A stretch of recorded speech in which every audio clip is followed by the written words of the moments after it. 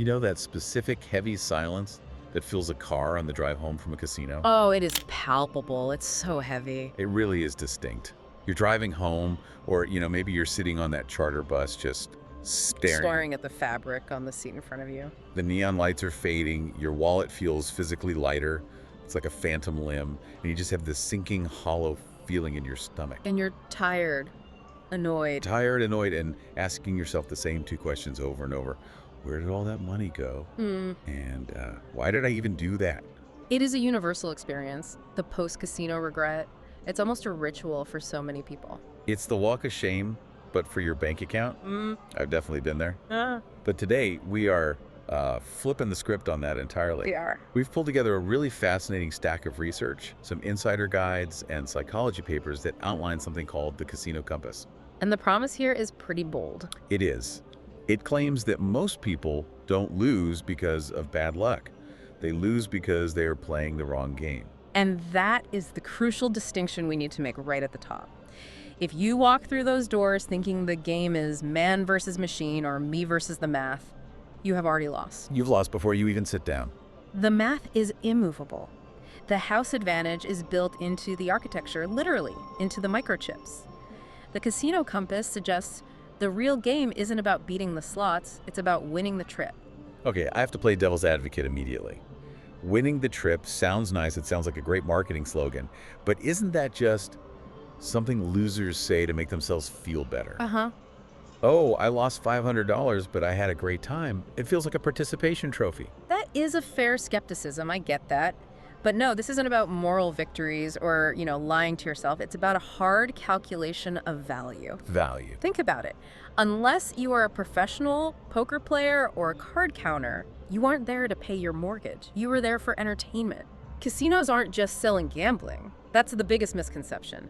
They're selling an experience. They're selling atmosphere, dopamine, a break from your routine, food, social interaction, all of it. So the thesis is, the house always wins on the math, but the smart player, the one using this compass, wins on value. Precisely.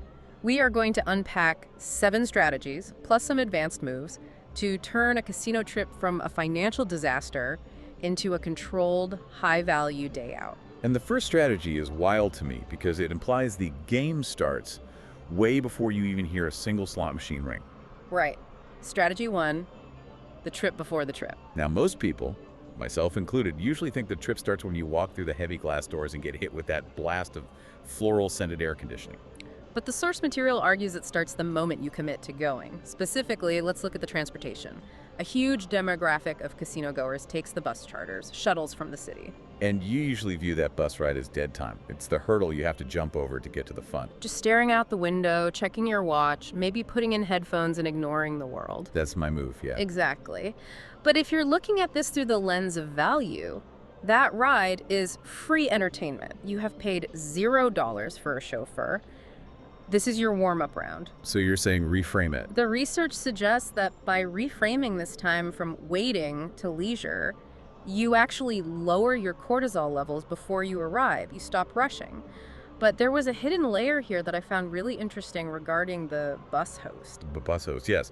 I was just thought of them as the person who checks your name off the list and maybe hands out a water bottle. You try to avoid eye contact so you can just get to your seat. Totally. And that is a missed opportunity. They are much more than ticket takers. The source calls them a mobile perk database. A mogul perk database. What does that even mean? Think about it. They are the gatekeepers of information before you arrive. They know about coupons, special promos, or last-minute upgrades that aren't on the billboards. They often have stacks of vouchers just sitting in their bag. Wait, really? Just stacks of vouchers they can give out. At their discretion, yeah. So how do you access that? Do you just ask, hey, give me the free stuff? No, and that's the mistake people make. You can't be transactional. You don't want to be the person asking, what can you give me? Yeah. You want to use social engineering or, just basic decency. Be friendly, curious, and present. How's your day going? Is it busy today? Any good promotions running I should know about? So treating them like a human being instead of a vending machine. Exactly. It sounds so simple, but think about their day. They deal with grumpy, impatient gamblers all day long. If you are the one person who treats them with genuine interest, you stand out. And that connection can unlock perks. Meal vouchers, free play credits, stuff that's worth more than a lucky spin on a slot machine sometimes. It's amazing how far basic kindness gets you. Okay, so you've enjoyed the ride, you've maybe scored a coupon from the host, you arrive, now we have to talk about the money. This is where the anxiety usually sets in. For sure. Strategy 2 involves what the source calls financial and biological defenses. And we have to start with the money. The financial side starts with a very strict definition of your budget. This isn't money I hope to double. This is entertainment money. I want to drill down on that because Okay. everyone says set a budget. It's the most cliche gambling advice in the world. How is this approach any different than what my grandma told me? It's different because of the mental accounting. The Compass advises setting this budget before you leave your house, and it must be in cash. Cash only. No ATMs, no credit cards. Those are the enemies of discipline. But here is the mental shift. When that cash is gone, the trip isn't ruined. It's just complete. Complete. That's an interesting word choice. It feels very final. It's profound if you really apply it. Think about a concert. You spend $100 on a ticket. When the show ends and the lights come up, you don't sit there crying saying, I lost $100, I need to win it back. No, you say, that was a great show, or I saw a show. Exactly. If you view the money as an investment, losing it feels like a failure. If you view it as the price of admission for a day of entertainment, running out of money just means the show is over. And that removes the desperation to win it back. It stops you from walking to the ATM in a panic. That desperation is the killer. That's what leads to the spiral. But the source says it's not just about the wallet, it's about the body, the biological hack. This part actually scared me a little bit. It should. This is something casinos understand better than doctors, frankly. They know that physiology drives psychology. Specifically, they rely on decision fatigue and hypoglycemia, low blood sugar. So being hangry at a blackjack table isn't just a mood, it's a medical liability. It is a financial liability. When your glucose drops, your prefrontal cortex, the part of your brain that handles logic, impulse control, long-term planning, it starts to shut down. So you literally can't make good choices. You have less biological capacity to. You revert to more primal instincts. You want a quick fix. You chase dopamine. You take bigger risks because your brain is just screaming for a reward. But the natural instinct when you get there is to play. You see the lights, you hear the noise, you want to get in on the action. Who wants to go sit in a buffet first? The casino knows that. They want you on the floor while you're travel-weary and hungry. So the strategy is simple but counterintuitive. Eat first. Before you play a single game. Even if you aren't starving. Before you play. Even if you just have a snack.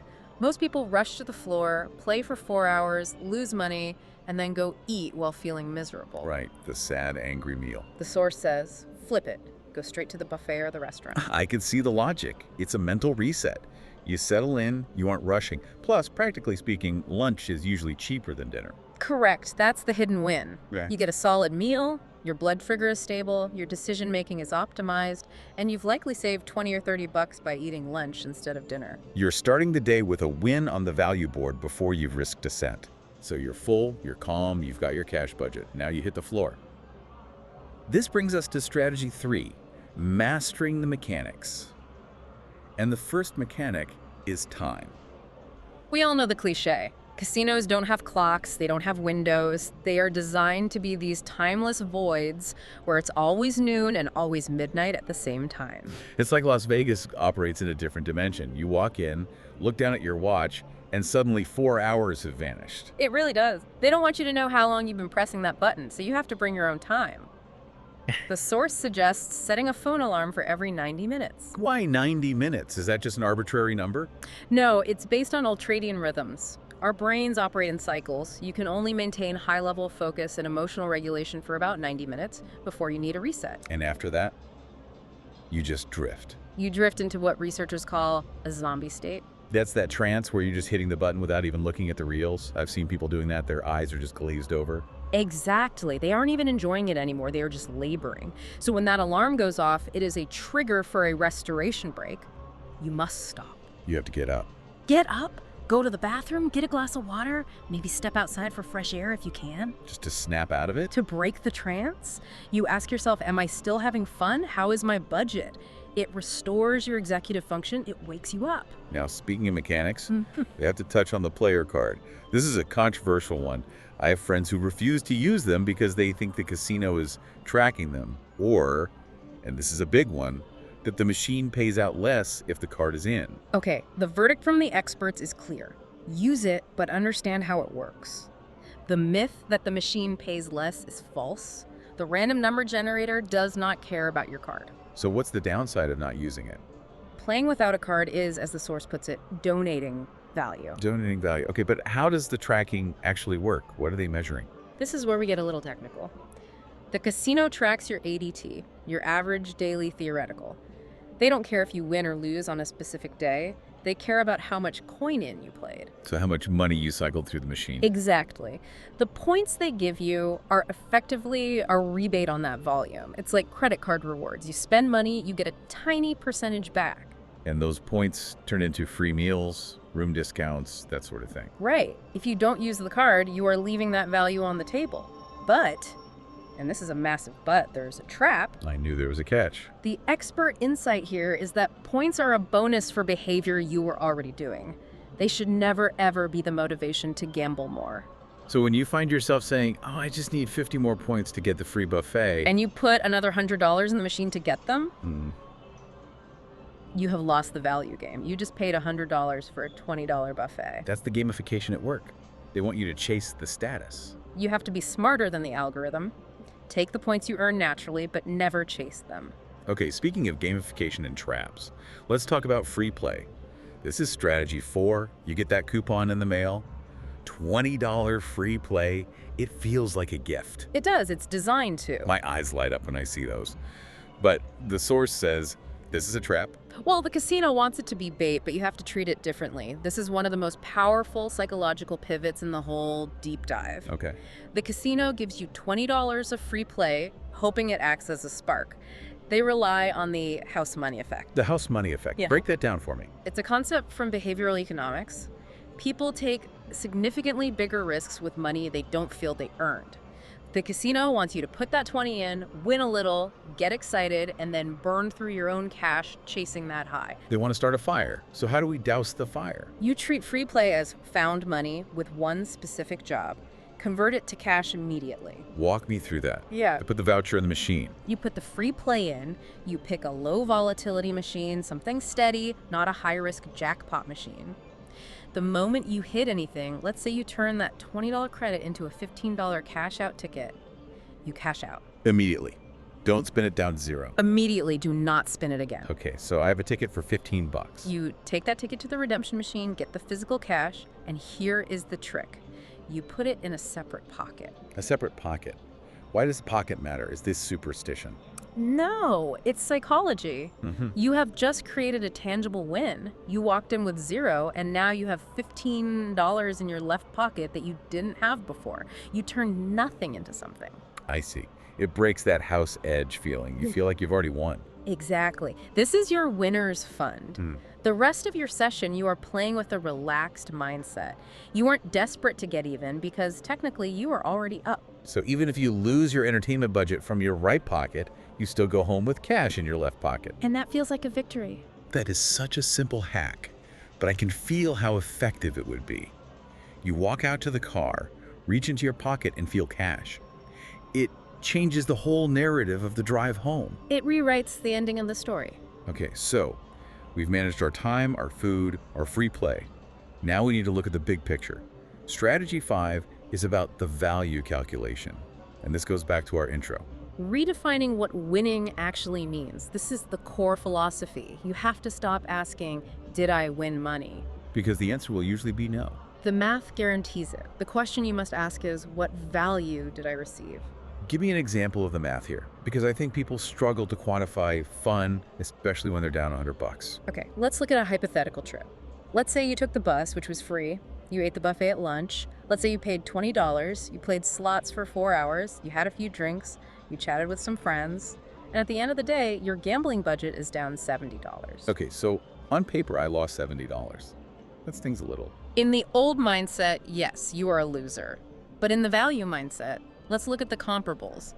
If you went to a nice dinner and a movie in the city, what would that cost? Oh, way more. Dinner's 50 bucks, movie tickets and snacks are another 40. You're easily at 120, $150. That's not even counting drinks or parking. Right, parking alone is 20 bucks. Exactly. So in the casino scenario, you got round-trip transportation, a meal, 4 hours of entertainment, and social connection for a total cost of $70.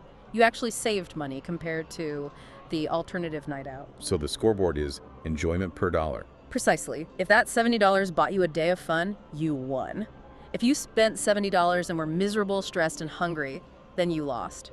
The money is the same, but the value is completely different. That really takes the sting out of a losing streak on the machines.